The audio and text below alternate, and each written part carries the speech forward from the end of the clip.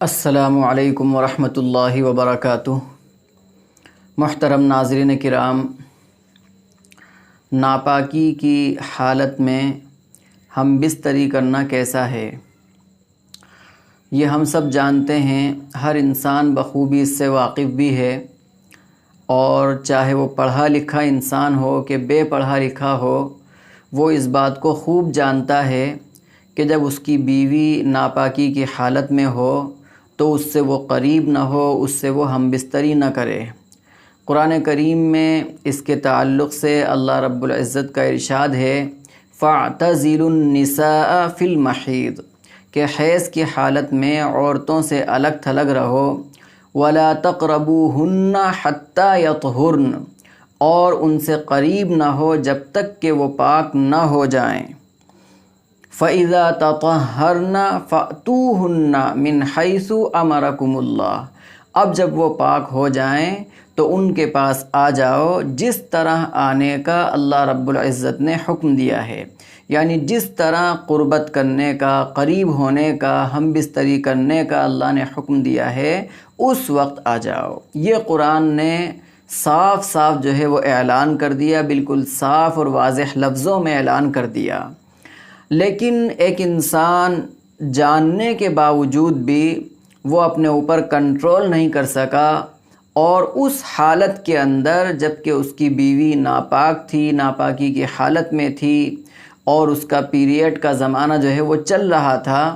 اس حالت میں اگر وہ اپنی بیوی کے پاس آ گیا اور ہم بستری کر لی تو اب شریعت کا کیا حکم ہے؟ کیا اس کے لیے کوئی سزا ہے، یا اس کے لیے کوئی تاوان ہے، یا اس کے لیے کوئی جرمانہ ہے جس کو وہ ادا کرے گا؟ تو جمہور علماء کا متفقہ فیصلہ ہے کہ ایسا شخص جو عمدن یعنی قصدن جان بوجھ کر، جب کہ اس کو پتہ ہے، اس کے علم میں ہے کہ ابھی میری بیوی اس حالت میں نہیں ہے کہ میں اس کے قریب جا سکوں یا اس سے ہم بستری کر سکوں،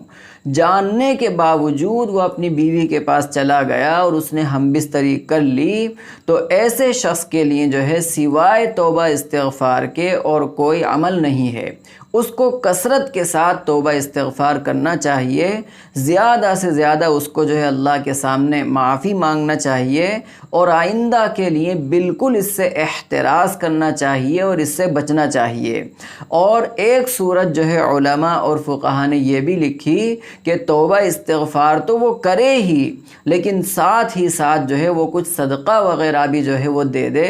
تاکہ جو ہے اس کی طرف سے جرمانہ یا اس کا تاوان یا کفارہ جو ہے وہ ادا ہو جائے، اور اس حالت میں ہم بستری کرنے کا جو گناہ ہوا تھا وہ گناہ اس سے ختم ہو جائے اور مٹ جائے۔ حدیث میں بھی اللہ کے نبی علیہ السلام کا ارشاد ہے، ترمذی شریف کی روایت ہے، اذا وقع الرجل اہلہ